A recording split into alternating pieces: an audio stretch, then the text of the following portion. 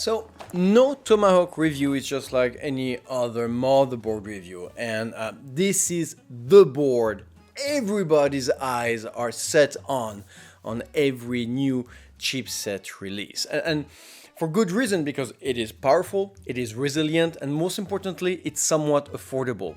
Or almost so, yeah. What's not to like? Today we're reviewing the excellent Mac Z690 Tomahawk D4 from MSI, which consistently have been setting new gaming standards every single year since I started this channel 7 long years ago. Which means I am definitely not getting any younger, and I can smell it.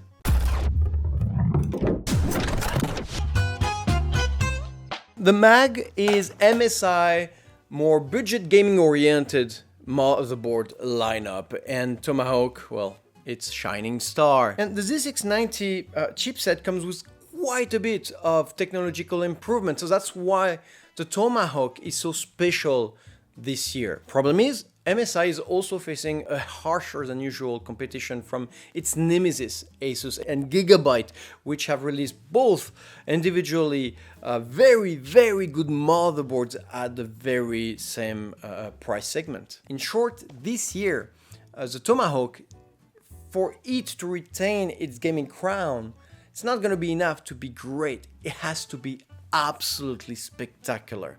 Now, starting with the obvious, we are dealing with a 6 PCB layered ATX motherboard, which has its importance because having 6 PCB layers means a better VRM heat dissipation, a better signal isolation. It has its importance, especially when a board is using PCIe 4 and PCIe 5.0 standards. So yeah, fundamental one checked. Now, design-wise, the least we can say that the Tomahawk is consistent with the remaining lineup of this year, showing a very similar military design seen on the Z690 Torpedo. I also like its simpler, darker design, which would be perfect for monochrome builds, which you all know I am a big fan of. Also worth noting is the fact that MSI has a better manufacturing process, I feel, and the Tomahawk really shows it with its passive cooling components, which really add a different level, not only of precision, but a feel of premium all around the motherboard. Now, RGB-wise, MSI went the Unify road, meaning nothing but pure gorgeous blackness, not a single embedded RGB inside, which I do kind of like. But for the ones who would not agree with me, we also have 4 RGB connectors, 3 of which are addressable. CPU socket-wise, it is powered by the brand new LGA 1700 CPU socket, supporting both 12th and 13th generation of Intel Core processors. And that means 500 additional connecting pins than seen on its predecessor, the LGA 1200.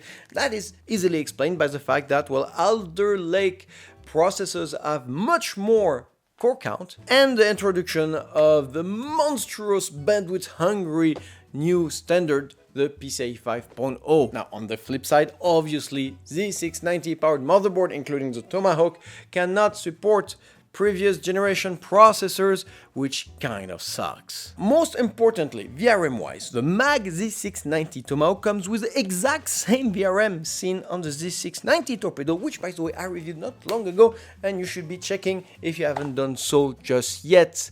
And I should be putting on the light on that motherboard much better. Meaning that it has 18 70 amps phases organized in a 16+1+1 configuration. That is an unrealistic 1260 amps, 1120 of which are CPU centric.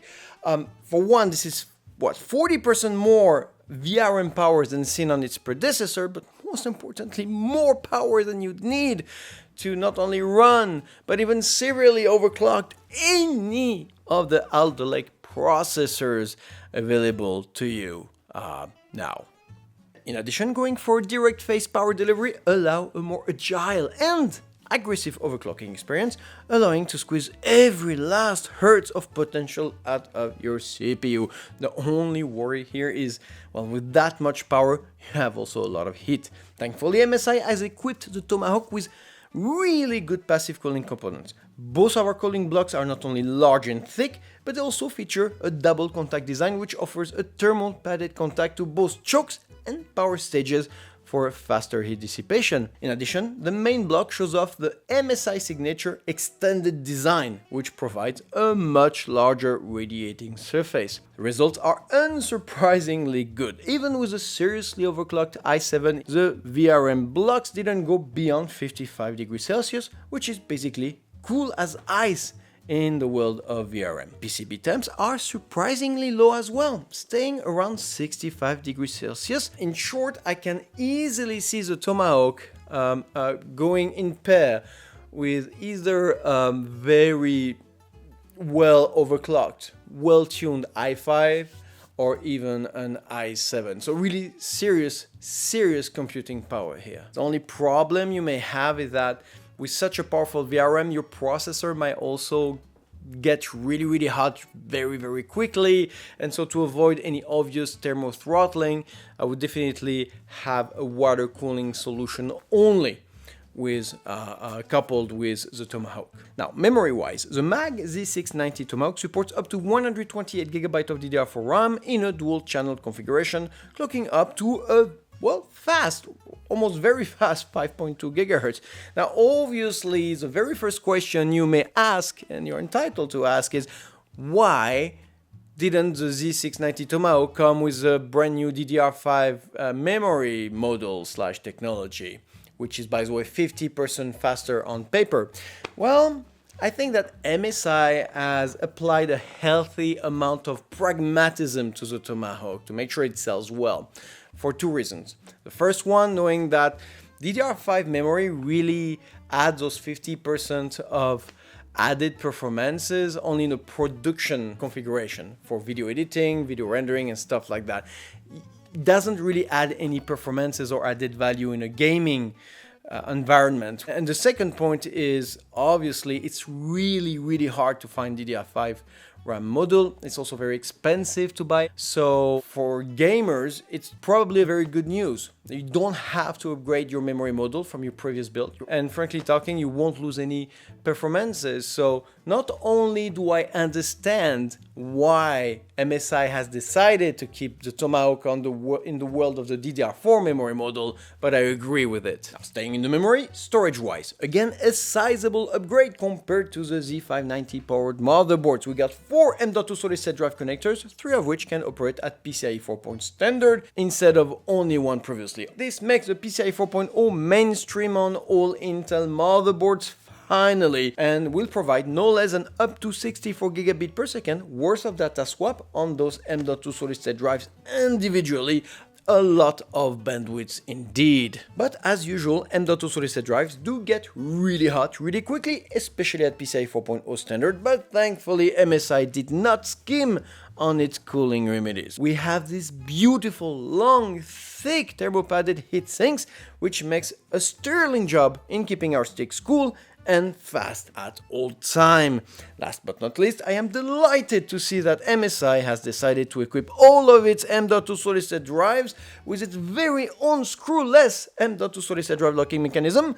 That was hard to say, which only made its coming out a short year ago on the excellent tough Z590 from ASUS. Overall, the Tomahawk shows that M.2 solid-state drive-based storage is slowly becoming a first-class citizen on all motherboards, and something which, again, will impact heavily your day-to-day computing. So yeah, a massive storage kudos to MSI for this. Now, staying in the storage, and really because I have to mention it, we do have 6 SATA 3.0 plugs, which I do believe, I've been saying this for many years now, we're getting at the end of. This is a deprecated technology, great for your legacy storage systems such as SSD drives and mechanical ones.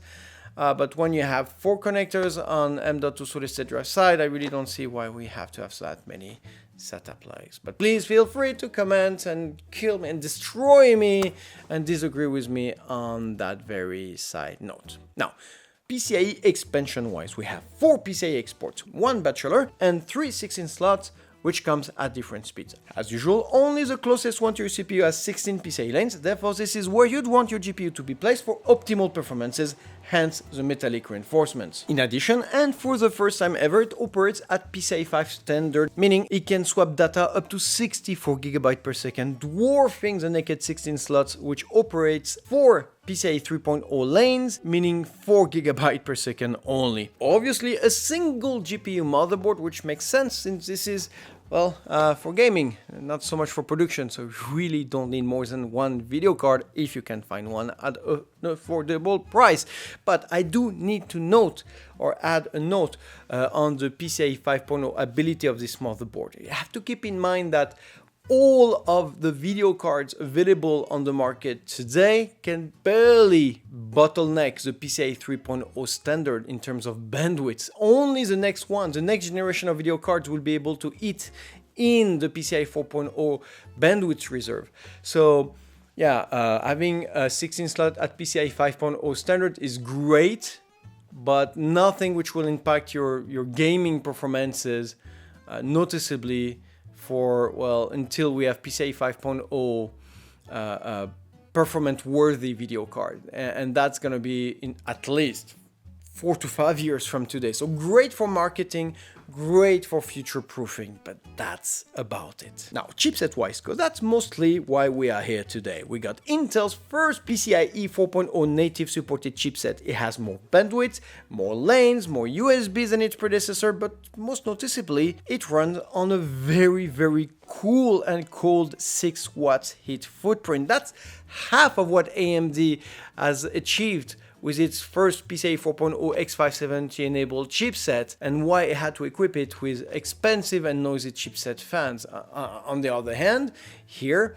Intel is producing a very low consuming chipset which can run and be cooled with a much smaller heat shield which costs less and does a great job at keeping our chipset below 45 degrees Celsius at all time, which is where you want it to be for a long board lifespan. In short, the Z690 chipset helps the PCIe 4.0 standard becoming a more mature and the reference standard for all incoming motherboards. Now, back I/O wise, first let me note the presence of an integrated backplate, always a plus.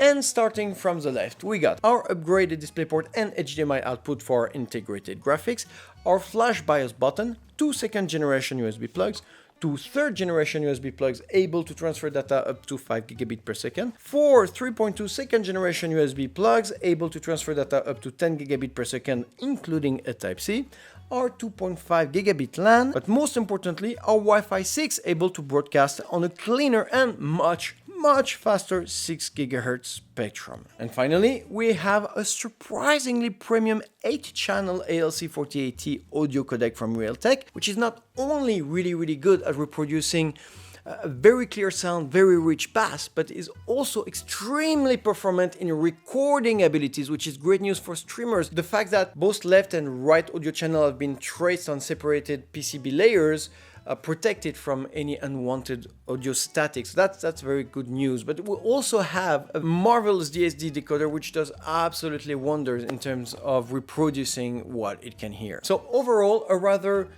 basic yet premium back IOs. There's not much there, but what's there is probably the best the industry can propose. And by the way, it's exactly the very same back IO I've seen on the Torpedo, except that the Torpedo does not have a Wi-Fi. Front panel connector wise, well, here we got nothing new whatsoever. We have our usual 2 USB second generation front panel connectors, great for monitoring, a 5 gigabit per second USB third generation front panel connector, and a 10 gigabit Type-C, all of which were fully expected at this price range. Now, cooling wise, we got a rather generous 8 PWM fan connector, including 1 water pump connector. I mean, obviously the water pump connector is a bare minimum, knowing that this motherboard has to be water cooled, at least for the processor. But I am a little bit sad that we don't have a second one for, water cooling video card. I know this is a budget motherboard, but it doesn't mean it cannot be fun and save some enthusiast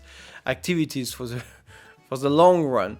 Now, troubleshooting wise, we have our usual first aid easy debugger here to signal the main stages of our boot, the absolute bare minimum.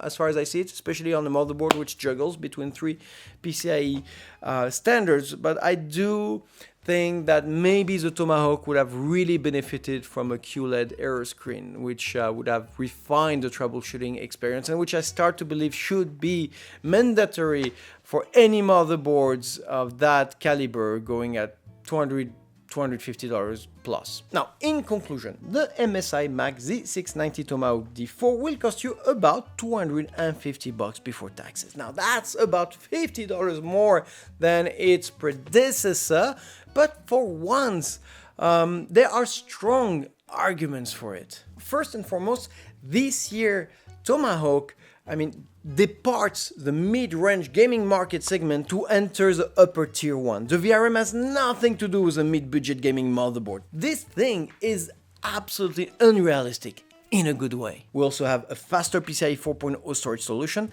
and a future-proof PCIe 5.0 GPU slot. It's also very well finished. Again, MSI is showing off its new finish abilities through its new production line, and the Tomahawk really shows this off perfectly. This is an extremely well-balanced product, and dare I say, well-priced as well. In short, if you're on the market for a $1,500 well-rounded computer, well, the Z690 Tomahawk will help you getting there. It'll be the great foundation for this kind of builds, and probably where your money needs to be.